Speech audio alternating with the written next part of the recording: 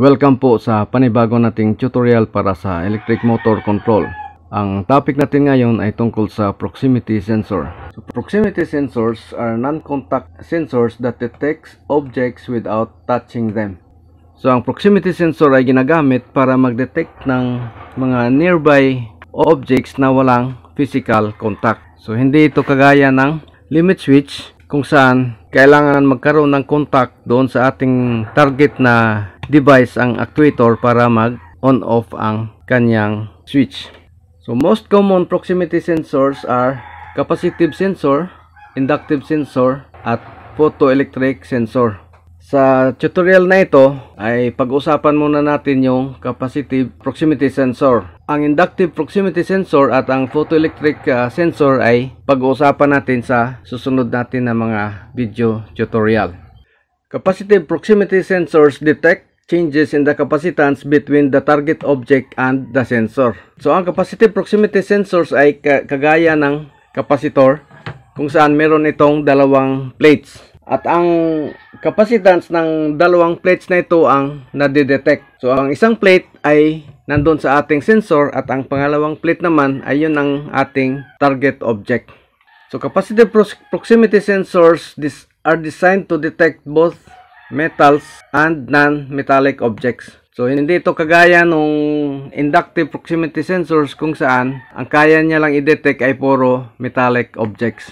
Capacitive proximity sensors are ideal for packaging lines for liquid or granular filling levels applications. So pwede natin gamitin ang capacitive proximity sensor kung gusto natin na i-control ang level ng isang liquid or granular material sa isang container.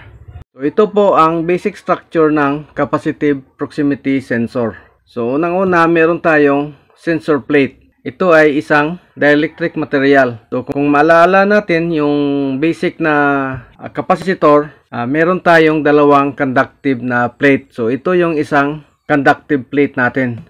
Tapos pangalawa, meron tayong oscillator circuit. Kapag nagkaroon tayo ng capacitance dito, magkakaroon tayo ng oscillation. So mag-umpisang mag-oscillate itong ating oscillator circuit.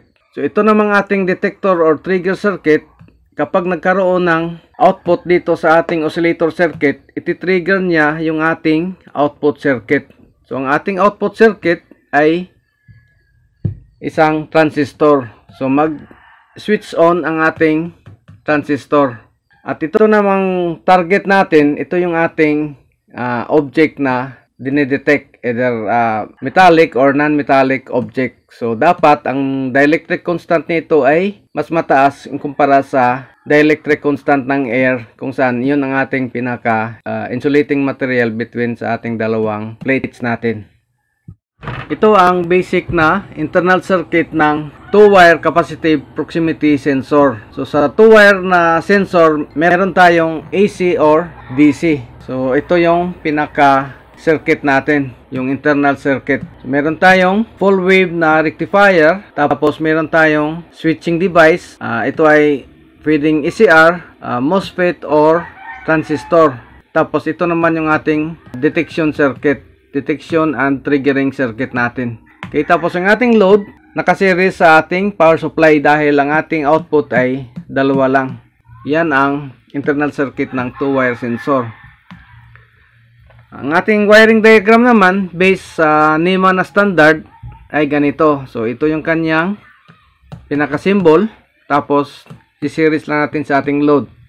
Ating load pwedeng relay, pwedeng ilaw, or kahit na ano na gusto nating i-switch on. Okay, so dapat ang kanyang rating nito ay katulad ng ating sensor. Kung AC ang ating load, dapat AC ang ating sensor na gagamitin. Ito naman yung ating basic na internal circuit para sa 3-wire na capacitive proximity sensor. So sa 3-wire sensor, meron tayong NPN or PNP na output. So ito ay DC output. So itong ating internal circuit na nandito ay para sa NPN. So meron tayong NPN na transistor at ito naman yung ating sensor circuit. Nandito yung ating oscillator at ang ating triggering circuit or ang ating detection circuit. meron tayong tatlong output. Positive na power supply, yung ating negative, at ang ating output. Ito yung standard. Pag positive, brown palagi ang kulay. Pag ang negative ay blue at ang output ay black. So sa NPN na 3-wire sensor, ang ating load ay nakakonect in between the positive power supply at sa ating output. So ang ating power supply ay nagre-range usually from 6 volts to 36 volts depende sa brand at saka modelo ng proximity sensor. So ito yung kanyang wiring diagram based sa NEMA standard. Ito yung ating sensor. So meron tayong power supply na positive saka yung negative. Nakakabit ito sa ating source na positive. Tapos yung negative dito. Tapos yung ating out ay nakakabit sa negative ng ating load. At ang positive ng ating load nakakonect sa positive na power supply. Ito ang example ng capacitive type na proximity sensor. Okay, so ito ay 3-wire. So ito yung para sa positive power supply. Ito naman yung para sa negative at ito yung kanyang out. Okay, so ito ay NPN type at ang kanyang range ay 1 to 10 mm yung kanyang kayang i-detect. At ito ay 6 to 36 volts DC. So ang ating power supply ay nakadepende sa supply ng ating load. Halimbawa, ang ating relay ay 24 volts. Yun ang ating gustong i-load dito sa ating capacitive proximity sensor. Dapat ang ating supply ay 24 volts. Meron itong potentiometer dito. So ito yung i-adjust natin para sa sensitivity ng ating sensor. So depende sa material na ating gustong i-detect. So, either plastic, wood, liquid, kung anong klase ng liquid, at saka mga metallic na objects. Okay, so i-wiring natin ito para makita natin kung paano gumana yung NPN na capacitive proximity sensor. Okay, so meron tayong 24 volts na relay. Ito yung ating power supply na 24 volts. At meron tayong load para sa ating relay. Pailawin natin itong green. Okay, at itong ating proximity sensor. So unang-una, ang positive ng ating proximity sensor, tatap natin dito sa positive natin mula sa power supply. Tapos negative. At ito naman yung ating output. So paano natin ikabit ang ating load? Okay, so ang ating load, unang-una, susuplayan natin ng positive. Okay, so kukuha tayo dito sa positive.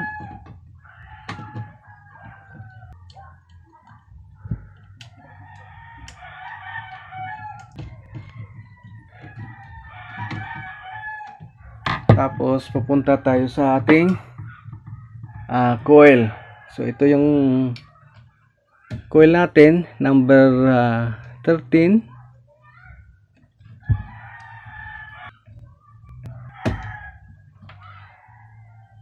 Tapos ang output natin, connect natin sa negative side ng ating load. Okay, so ito yung ating output.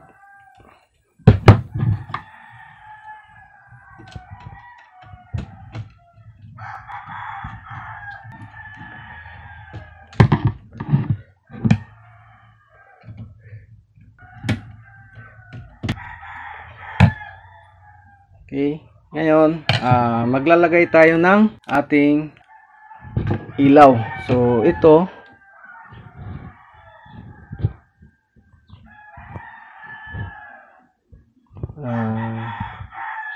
normally open ng ating relay.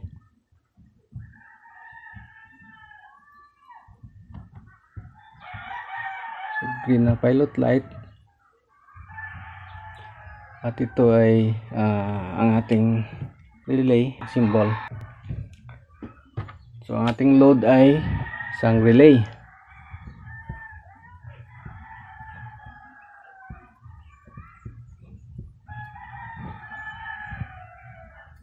Okay, so number 13 to number 14.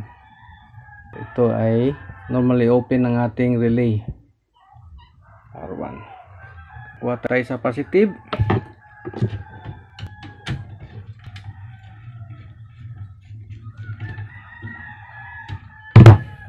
Then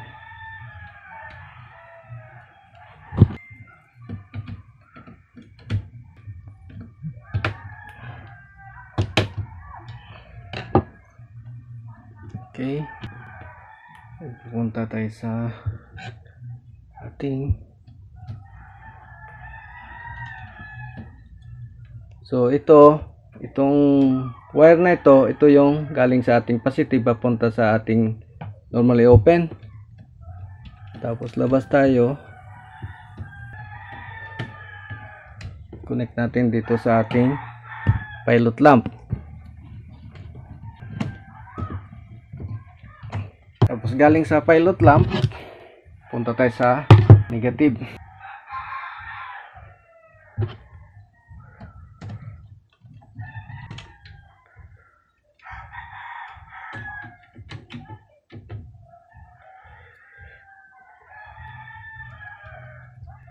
Tingnan natin negative power supply. Okay, so yan, tingnan natin yung operation ng ating proximity sensor. Okay, so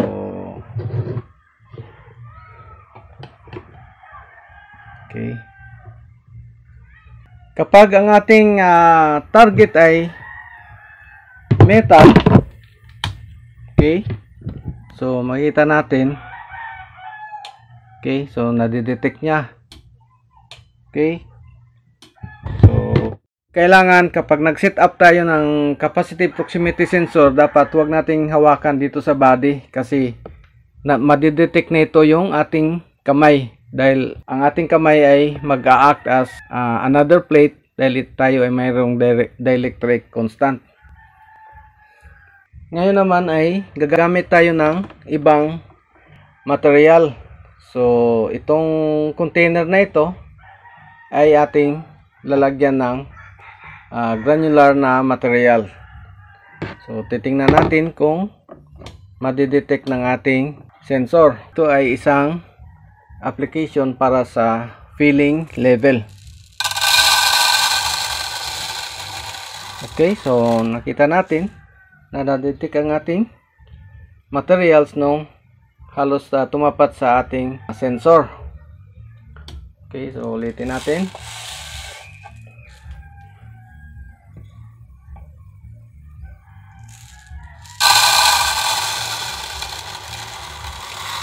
Okay, so yan.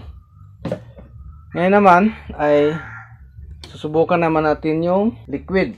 Okay, so depende ang ating detection sa ating container na gagamitin. So ito naman ang ating liquid. Okay, so makita natin na nung halos ay natapat sa ating sensor ang liquid ay nag-trigger. Ngayon naman ay titingnan natin yung capacitive proximity sensor na PNP.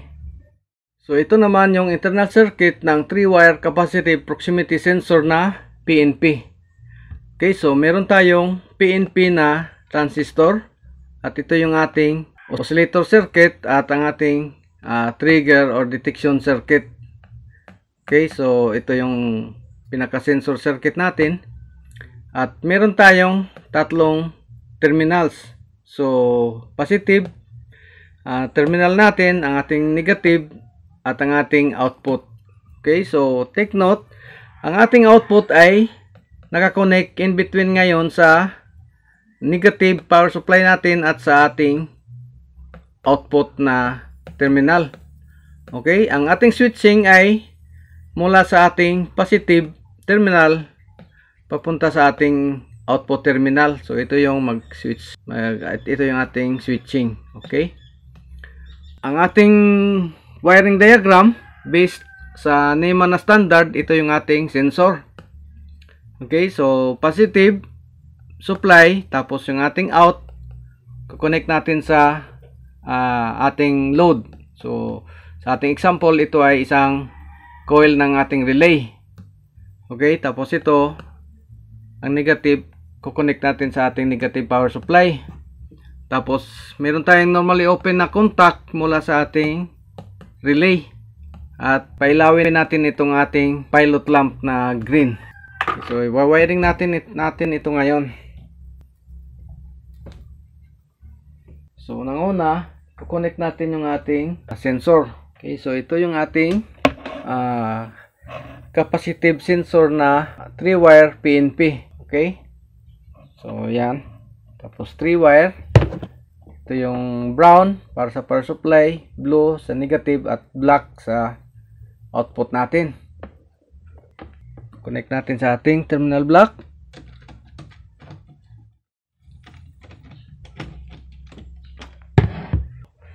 Ito yung ating sensor. So positive, ang brown nakakonect sa positive power supply, ang blue nakakonect sa negative power supply, at ito yung ating out. Ngayon ang load, itong ating positive ng load, kukonect natin sa out. Okay, so itong ating out.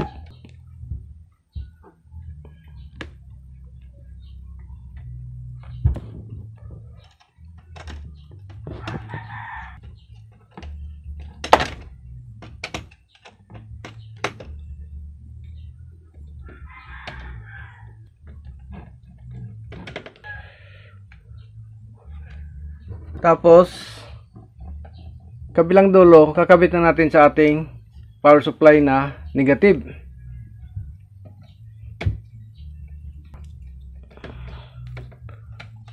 So dito tayo ngayon sa negative magtatap.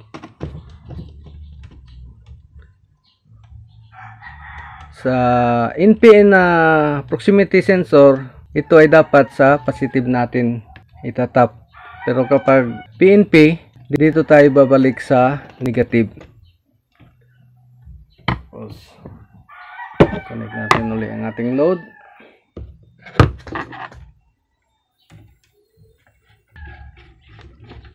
Ang ating pilot lamp.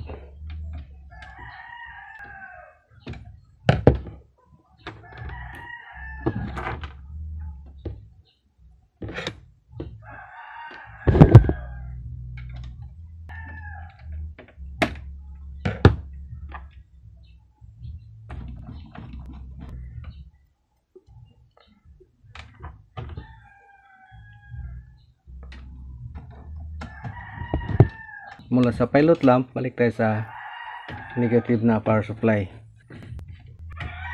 Okay, testing natin ngayon ang ating proximity sensor. Okay, so ito ay PNP. Test natin sa metallic na object. Okay, so kahit na metal ay kayang i-detect. Okay, so kahit na anong klase ng metallic na object. Ito ay copper. Okay, so subukan naman natin sa ibang material, yung non-metallic na material naman. So una, granular na materials. Check natin.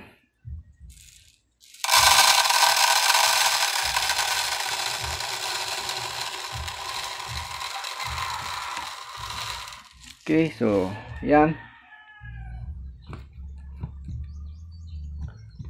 Testing natin ulit.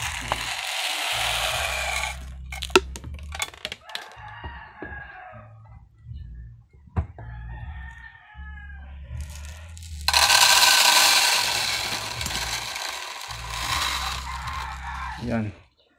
Okay. Ngayon, test naman natin sa liquid.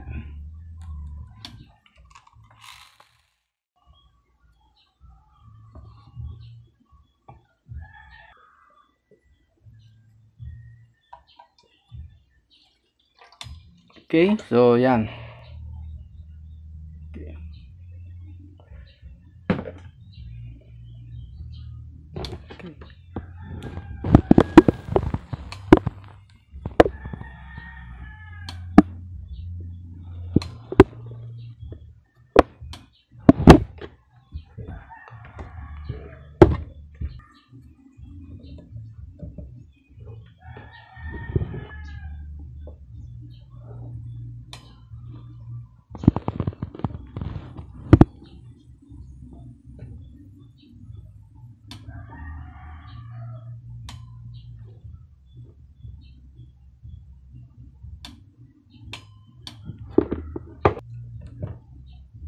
So yan lang po ang basic na tutorial natin para sa capacitive proximity sensor. So abangan nyo po ang susunod natin na tutorial. Didiscuss naman natin yung inductive type na proximity sensor. So maraming salamat po sa panonood.